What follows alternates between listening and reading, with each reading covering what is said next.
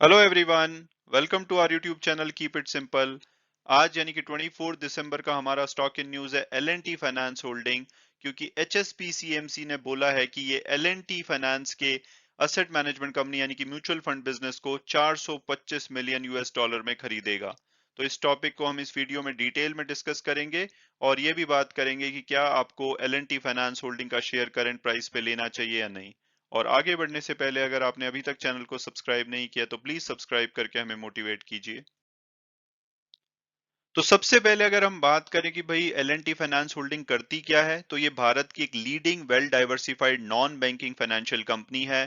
Company के जो promoter हैं वो हैं Larsen and Toubro L and T, जिसको आप जानते होंगे, वो one of the largest conglomerate यानी कि मल्टी इंडस्ट्री कंपनी है भारत की। और अगर L and T finance holding के ब्रांड नेम की बात की जाए तो ये है L and T financial services, जो कि अपने लैंडिंग और नॉन लैंडिंग बिजनेसेस के थ्रू अपने कस्टमर्स को फाइनेंशियल सोल्यूशन प्रोवाइड करते हैं। अगर लैंडिंग बिजनेसेस की बात की जाए तो इसमें तीन बिजनेसेस मेनली आते हैं इनके। रूरल फाइनेंस, जिसमें कि ये farm equipment, two wheeler, micro loans और कंज्यूमर लोन्स देते हैं अपने कस्टमर को। दूसरा इनका हाउसिंग फाइनेंस है, जिसमें कि रिटेल कस्टमर को ये होम लोन और लोन अगेंस्ट प्रॉपर्टी देते हैं। इसके अलावा डेवलपर्स को भी ये रियल एस्टेट लोन्स देते हैं। और तीसरा है इनका इंफ्रास्ट्रक्चर फाइनेंस। और फार्म इक्विपमेंट के मामले में जो L and T finance holding है ये नंबर 1 है। टू व्हीलर फाइनेंसिंग में ये टॉप 3 में आते हैं और माइक्रो लोन में ये तीसरे नंबर पे आते हैं भारत में। और अगर इनकी नॉन लैंडिंग बिजनेस की बात की जाए तो इनका जो म्यूचुअल फंड का बिजनेस है वो इनका नॉन लैंडिंग बिजनेस है। इसके अलावा कंपनी के लगभग 23,500 से ज्यादा एम्प्लॉइज हैं, 1.3 करोड़ कस्टमर्स हैं और लगभग 1600 से ज्यादा इनके टच पॉइंट हैं 21 डिफरेंट भारत की स्टेट्स में। और अब अगर हम एक नजर इनके सेकंड क्वार्टर यानी कि सितंबर 2021 क्वार्टर के फाइनेंशियल्स पे डालें, उससे हमें पता लगेगा कि इनका जो म्यूचुअल फंड बिजनेस है वो कितना बड़ा है। तो आप यहाँ पे देख सकते हैं कि ये सेकंड क्वार्टर का प्रॉफिट आफ्टर टैक्स है। ओवरऑल इनका जो प्रॉफिट आफ्टर टैक्स था सितंबर क्वार्टर का, वो 224 करोड़ था। इसमें से 50 करोड़ ये इनका इन्वेस्टमेंट मैनेजमेंट जो कि म्यूचुअल फंड बिजनेस कंपनी है वहां से आ रहा था। तो लगभग 20 से 22% इनका जो प्रॉफिट आफ्टर टैक्स है वो लास्ट क्वार्टर में इनके म्यूचुअल फंड बिजनेस से आया था। और अब अगर बात की जाए कंपनी में लेटेस्ट डेवलपमेंट की, तो एचएसपीसी ने कल यानी कि 23 दिसंबर को बोला है ये L and T finance holding का जो म्यूचुअल फंड बिजनेस है उसको 425 मिलियन यूएस डॉलर में एक्वायर करेगी। और इस डील के अंतर्गत ये 100% इक्विटी शेयर एक्वायर करेंगे L and T investment management limited, जो कि म्यूचुअल फंड बिजनेस है L and T financial services का। और ओवरऑल अगर प्लान की बात की जाए तो एचएसपीसी 3.5 बिलियन इन्वेस्ट करना चाहता है wealth and personal banking business segment में, जिसमें कि एसेट मैनेजमेंट भी आता है, क्योंकि ये 2025 तक एशिया के टॉप वेल्थ मैनेजर बनना चाहते हैं। और अगर L and T investment management की असेट अंडर मैनेजमेंट की बात की जाए तो ये लगभग 800 बिलियन इंडियन रुपीज है, यानी कि 80,000 करोड़ रुपए। और यूएस डॉलर में आप बोल सकते हैं 10.65 बिलियन। और एचएसपीसी का भी भारत में म्यूचुअल फंड का बिजनेस है, लेकिन ये बहुत ही छोटे हैं। इनकी जो असेट अंडर मैनेजमेंट है वो लगभग 1.6 बिलियन यूएस डॉलर है, जो कि आप बोल सकते हैं इंडियन रुपीज में लगभग 12,000 करोड़ रुपए। और इनकी मैनेजमेंट का कहना है एचएसपीसी की कि इस डील के बाद HSBC mutual fund top 10 asset manager company में आ जाएगा भारत की। और एचएसबीसी के लिए जो एशिया रीजन है वो सबसे बड़ा है। और ये wealth and personal banking unit, जिसमें कि असेट मैनेजमेंट भी आता है, उसकी अगर बात की जाए तो इनके जो ग्लोबल रेवेन्यू का 44% इनका wealth and personal banking unit business से आया था। और इन्होंने इस बिजनेस के अंतर्गत अगस्त में ये भी बोला था कि ये फ्रेंच जो इंश्योरेंस कंपनी है एक्सा, उनकी सिंगापुर असेट्स को 575 मिलियन यूएस डॉलर में एक्वायर करेंगे। और एल की अगर बात की जाए तो वो काफी टाइम से अपने म्यूचुअल फंड बिजनेसेस को बेचना चाह रहे थे। और वो चाहते हैं कि इससे इनकी जो सब्सिडरी कंपनी है उसकी वैल्यू अनलॉक हो पाएगी और ओवरऑल जो इनकी लैंडिंग बिजनेस की बैलेंस शीट है उसको वो स्ट्रॉन्ग कर पाएंगे।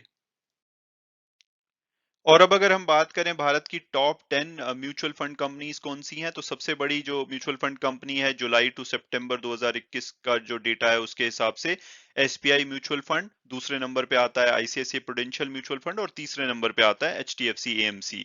और इसके अलावा कुछ और कंपनीज आती हैं जो कि टॉप 10 में आती हैं। और L and T mutual fund की बात की जाए तो currently 13th largest fund house है भारत का। जिनका कि 80,000 करोड़ के आसपास का असेट अंडर मैनेजमेंट है, और उसमें अगर 12,000 करोड़ हम एचएसपीसी का भी ऐड करें तो लगभग 92 से 95,000 करोड़ के आसपास बनता है। तो भी मिलकर भी ये नंबर 10 पे जो डीएसपी म्यूचुअल फंड है, जिनका कि 1,07,000 करोड़ का है, तो उससे पीछे ही रहेंगे। तो इनको शायद टॉप 10 में आने में अभी भी कुछ टाइम लगेगा, थोड़ी और ग्रोथ करनी पड़ेगी, बट इनकी रैंकिंग डेफिनेटली 13 से शायद बेटर हो जाए। और अब अगर हम बात करें कि क्या करंट प्राइस पे हमें एल&टी फाइनेंस का शेयर लेना चाहिए या नहीं, तो सबसे पहले अगर हम इनकी पास्ट परफॉर्मेंस देखें तो इन्होंने 3 साल में 41% की नेगेटिव रिटर्न दी है। पिछले एक साल में भी इनकी रिटर्न ऑलमोस्ट फ्लैट रही है, यानी कि कोई रिटर्न इन्होंने नहीं दी है।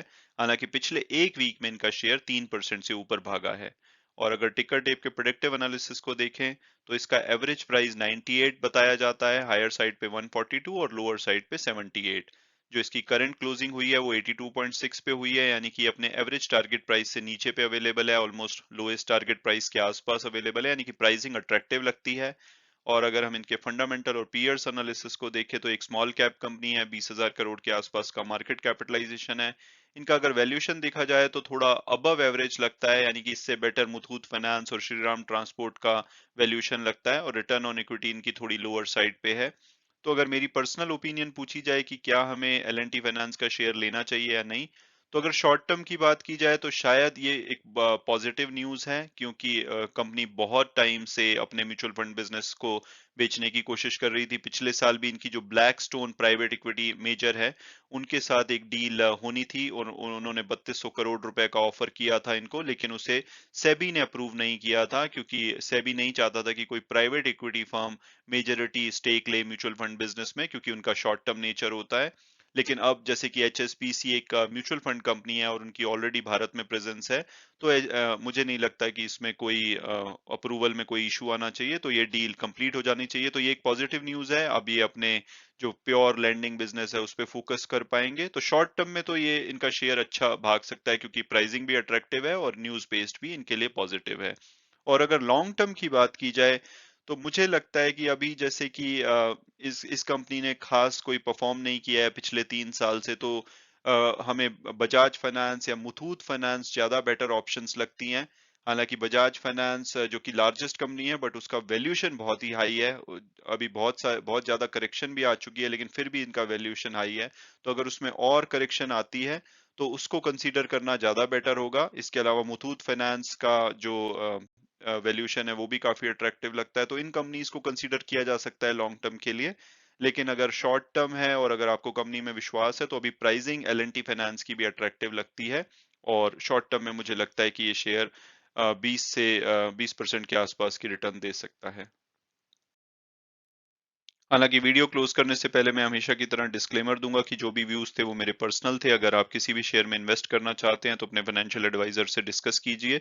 उसके बाद अगर आप कंफर्टेबल फील करते हैं तभी आप उसमें इन्वेस्ट कीजिए। Thanks so much for watching the video and God bless you all.